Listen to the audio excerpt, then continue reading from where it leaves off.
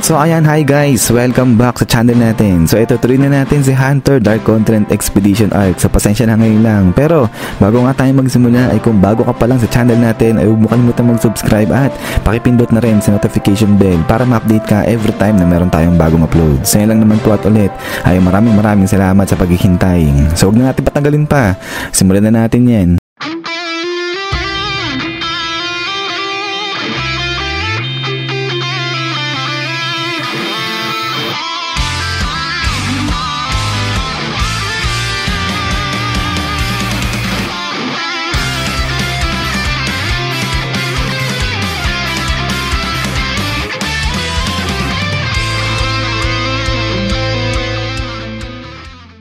At so dito ngayon magsisimula kung saan ikinulong etong si Bian. At dito ay chinecheck na ni Bian kung matibay ba etong bakal na kinabit din sa kamay niya. So pag na ngayon niya at eto mukhang matibay naman, hindi basta-basta nasisira.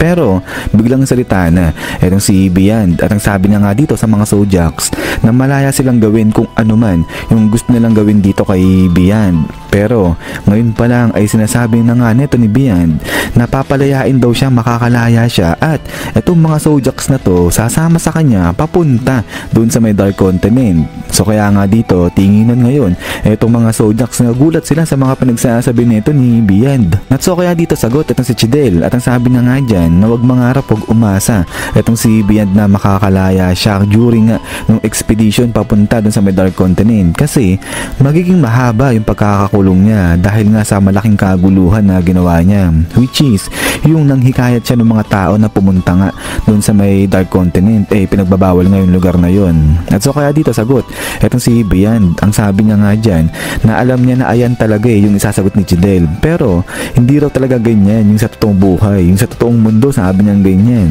At eto ang tuloy ngayon ni Bian na may oras pa etong mga Zodiacs na to na makinig sa kanya bago sila mag-report ng tuluyan dyan nga sa may V5. But then ay after nyan ay labas na ngayon etong recorder na to at dito titigan ngayon etong dalawa, si Chidel at saka nga etong si Bian Netero. So biglang tahimik dyan sa loob ng kwarto, pero biglang salita na nga rin dyan etong si Chidel at ang sabi niya nga dyan na from this point ay magiging recorded na lahat ng pag-uusap nila neto ni Bian Netero. So okay lang daw ba yun? So dito sagot etong si Bian at ang sabi niya nga dyan na walang problema kasi nga as if naman na ipapublic yan neto ng Hunter Association yung pag-uusap nila.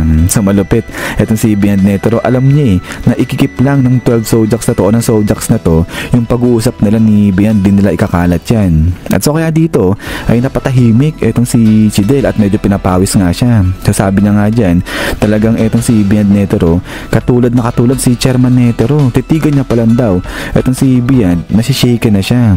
At so ngayon hindi raw alam ni Chidel kung ano yung gusto neto ni Bian, kung ano yung pinaplano niya. Basta ang alam niya lang ay sa oras na to inaatake sila ni Bian Netero. At so kaya dito salita na etong si Bian Netero ulit at ang sabi niya nga dyan, okay sige, magsimula muna sila dyan nga sa principle ng mga V5 at saka kung ano yung totoong intensyon ng mga V5 na yan. So kaya makinig ng maigi itong mga Zodiacs na to at maghanda sila sa lahat ng mga maririnig nila, sabing ganito ni Bian Netero. At then ay pagkatapos niyan ay talo naman dito sa may world map na to dahil nagre-report na nga dyan itong si Bagotilio at ang sabi niya ngayon dito na ito yung official na world map, so ito yung maliit. At eto yung mundo natin, nakalocate yan sa kalagitnaan ng isang napakalaking lake na kung tawagin ay Lake Mobius. At etong Lake Mobius na to ay matatagpuan nga yan sa may Dark Continent. So ibig sabihin nasa loob lang pala tayo ng Dark Continent at nasa loob tayo ng lake niyan. So eto yung Lake Mobius at eto yung mundo natin. At etong napakalaki na to, yan na yung Dark Continent. At so dito ay zinumpa nga etong mapa para maipakita lang na etong ang mundo natin ay nasa kalagitnaan lang yan, nasa center lang yan ng Dark Continent. At so now, ang tuloy ngayon nito ni Bagotilio na base sa kanilang data, itong sangkatauhan nag-attempt yan na i-explore itong Dark Continent ng 149 times. At sa 149 times na yan, 5 trips lang yung nakabalik at 28 yung naging survivors doon. At ngayon, si Bian Netero lang yung natitirang buhay sa mga survivor na yun. At ang dagdag pa nga dito na yung 5 trips o yung 5 trips na nakabalik unofficial pa yon kasi ginawa siya pagkatapos nung treaty na bawal pumunta dyan nga sa Dark Continent. At may tulong pa yun ng guide. So ibig sabihin, hindi rin makakabalik yung 5 trips na yon kung wala yung tulong ng mga guide. So kaya nga, sa current situation ng mundo nga raw ngayon, ay kahit nga raw yung sa pagpunta lang o sa paglagpas lang ng ocean sa boundary papunta dyan sa Dark Continent, hindi pa natin magagawa kung wala yung tulong ng mga guide na yan. So eto yan yung boundary, yung mga maliliit na bilog na yan. So kung wala yung guide, ay hindi natin kaya makalagpas talaga dyan. So kaya nga, ang sabi nito ni Bagotilio ay not officially, etong mga tao talaga ay nag-succeed na makapunta at makabalik galing dyan sa may Dark Continent. And so now, yung pagdating sa mga nag-explore papunta dyan sa may Dark Continent, yung 28 survivors na nakaligtas, lahat nga raw yun mga medalist at biniyayaan ng napakatinding swerte. At yung chinek nga sila, tinest, pagbalik nila dito sa mundo, 3 lang sa 28 na yun yung nakapasa sa test na yun at nakabalik ng normal sa kanilang pamumuhay. So ibig sabihin, paano pa pag nagdala sila o pinayagan nila yung mga civilian, yung mga normal na tao lang papunta dun sa may Dark Continent? At so kaya nga dito, ito si nanay, biglang tanong na siya dito sa isang kasama niya. Sabi niya nga dyan, ano yung sinasabi nito ni Bagotilio ng mga guide ganyan? So ito sagot, itong lalaki, sabi niya nga dyan, yung guide, yan yung mga pinapadala ng gatekeeper dun nga galing sa may Dark Continent. Sila, yung kung tawagin na magical beast. So ito, basahin daw ng babae na to yung file, may kita niyang araw dyan yan. At so dito ay habang nag-uusap nga itong dalawa si nanay at saka itong isang empleyado, ay bilang taas ng kamay itong isang babae at ang sabi niya nga dyan, teka lang, excuse me, kasi nga raw alam na nila yung mga sinasabi nito ni Bagotilio, pati yung isusunod niya patungkol sa mga 5 threats na yan. So lahat yan alam na nila, so wala raw ba siyang bagong sasabihin. At eto, si Manong, turo niya itong si Bagotilio, sabi niya nga dyan, gusto niya lang i-point out na kapag pinag-uusapan nga yung mga risk na yan patungkol sa paglalakbay sa Dark Continent, ay magbibigay ng fuel yan sa mga adventurer. So ibig sabihin, mas gaganahan nga lang daw yung mga adventurer na yan kapag nakakarinig sila ng mga risk na yan. At pagdating naman dun sa mga businessman ganyan, ay mas mag-i-invest nga raw sila dun sa mga tao na pupunta sa Dark Continent kasi nga alam nila high risk, high reward. So kaya dito singit na ulit itong isang si Manong, sabi na nga dyan, hindi sila pumunta dito sa meeting na to para nga lang sabihin ito ni Bagotilio na bawasan yung mga aplikante o yung mga tao na pupunta dun sa may Dark Continent. Ang gusto nilang marinig dito sa Bagotilio kung paano nila pipigilan ng tuluyan etong Kakin. At so dito sagot na itong si Bagotilio at ang sabi na nga dyan na meron ding siyang file patungkol dyan na sinasabi nga sa treaty na kapag merong international threat na kung tawagin, ay pwede silang gumamit ng military force o ng pwersa para nga patigilin kung ano man yung threat na nga na yun. So ibig sabihin, gagamit sila ng pwersa, gagarahin nila yung Kakin para nga tumigil yan. At so dito ay sagot itong si Manong, sabi niya nga dyan, alam na nga rin nila yung patungkol sa bagay na yan. At kahit nga yung Kakin, alam din yung bagay na yan na pwede nga silang girahin. Pero hindi raw magbabackdown dyan, hindi titigil yung Kakin, lalo na ngayon na na-public na nila yung patungkol nga sa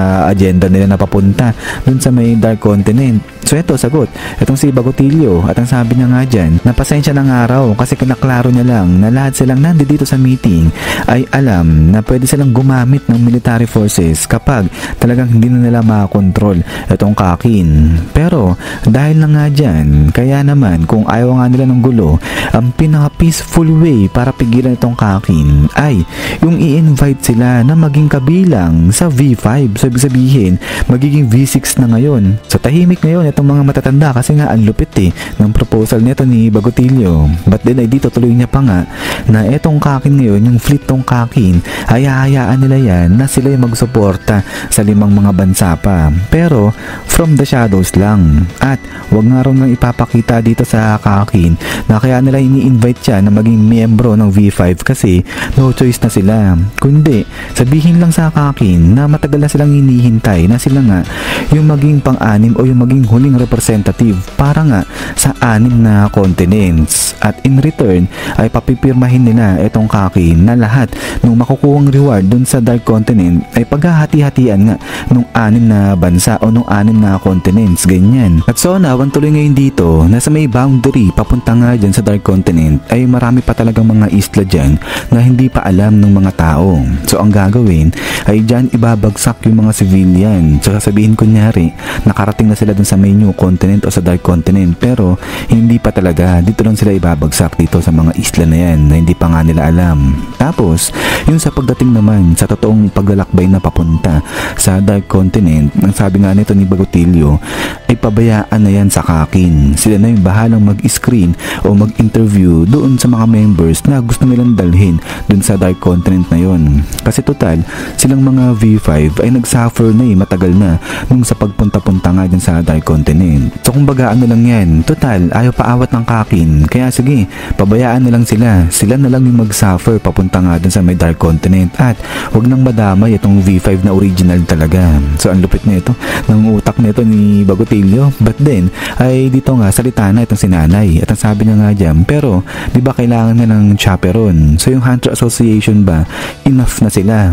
So ito sagot, atong si Bagotilio, sabi niya nga dyan na hinire na nila itong Hunter Association para nga capturein itong si Beyond. At kapag na-capture na nga ng Hunter Association itong si Beyond, ay sila na yung bahalang mag-convince din kay Beyond na tumigil na. Pero yun nga, si Beyond di ba nagpa-capture na dyan sa Hunter Association kala Chidel? At ito tuloy ngayon ni Bagotilio, kapag nagtagumpay itong Hunter Association ay syempre may reward sila dyan.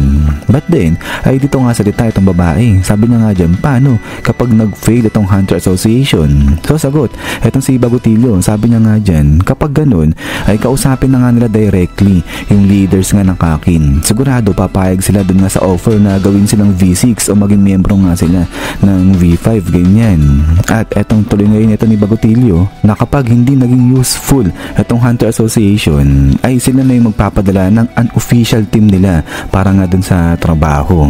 Pero ang problema nga lang dito, kapag ganun yung nangyari ay lolobo yung budget nila up to 25%. So malaki-laki yan. But then ay after nga dyan ay dito tinginan itong sila Manong at ayan, approve nila ngayon itong solution dyan ni Bagotilio. So ang lupit, ang ganda ng proposal niya, tinanggap nito ng mga nakatataas. But then ay after nyan is yan guys, so hanggang dito lang muna itong kalahati. Sa pasensya hindi ko kinaya yung isang buo nito kasi nga sobrang daming details dito But anyway, sa ayan, pakihintay-hintay na lang yung kalahati nito. At ayan, ay maraming salamat nga guys sa panonood dito kay Hunter natin. So itutuloy-tuloy lang natin to hanggang sa umabot nga tayo dun sa ending na hinanda sa atin ni Togashi. At so yun lang naman, at ulit guys ay maraming salamat. So hintay-hintay lang at ito na nga ulit si pambansang theme song natin.